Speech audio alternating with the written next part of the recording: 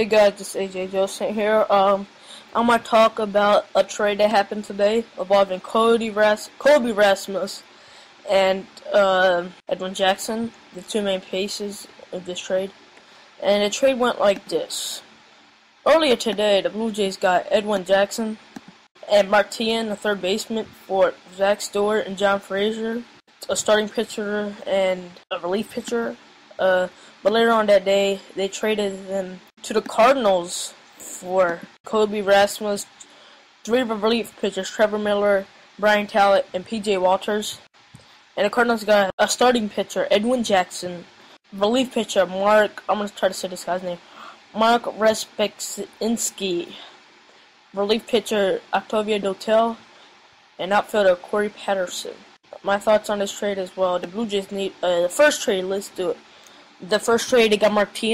Well, they need a third baseman. Teahen's not what he used to be, but they got a third baseman. But they traded him because Colby Rasmus was probably like Colby Rasmus. I don't think the Cardinals wanted to trade him, but if they got a good offer, they were going to trade him, and they got a okay offer on him. So the Blue Jays got Colby Rasmus, but also needed to trade Patterson, who's fast as hell. Got a pretty good arm for a right fielder for his size. My thoughts on the trade as well. Edwin Jackson, he could probably blossom in the National League, but we'll see what happens.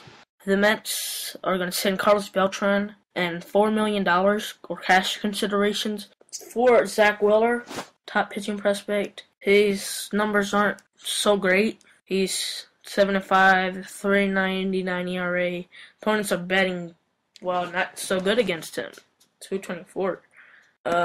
It's a good deal for both sides, as the Mets get a pitching prospect, a top prospect, as to say. You're getting a top prospect and Wheeler. If Beltran was to leave via free agency, the Mets weren't going to get anything, as they could not offer him arbitration. But we have to wait around 24 hours for this deal to be approved because of Beltran.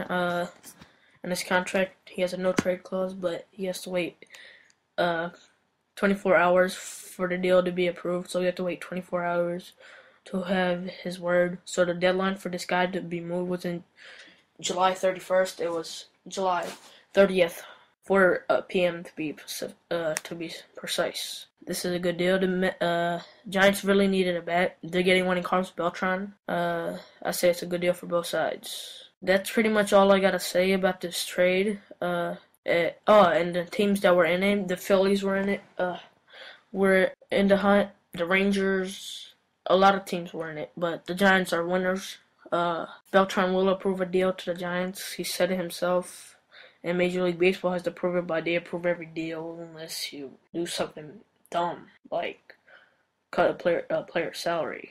That's pretty much all I gotta say. And another note, I think even if Beltran was to be offered free arbitration, I think teams wouldn't even offer it to him because of the fear he would accept it and be in the hunt for $18 million, 18.5. So I think a team would have never even accepted arbitration. Would have never even given arbitration to this guy. That's all I gotta say.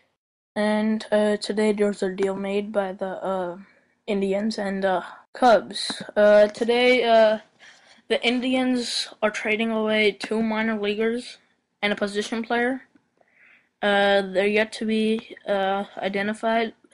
For Fukudome of the Chicago Cubs. Also, the Cubs are going to pick up all but $775,000 of $4.5 million still owed to Fukudome. So that's all the Tribe has to pay is $775,000 for Fukudome. I say it's a good deal, and I'll tell you why. Because we all know Shin Soo Choo is hurt, and so is Grady Sizemore. They need some outfield help. And Fukudome is not going to bring much power and RBIs, but he will. His batting average is pretty good, 273, and his on-base percentage is pretty good as well, 374. This is going to give some offense to a really struggling team. I say it's a good deal. The deal should be official before the game tonight, but we'll see what happens. Thank you guys. Peace.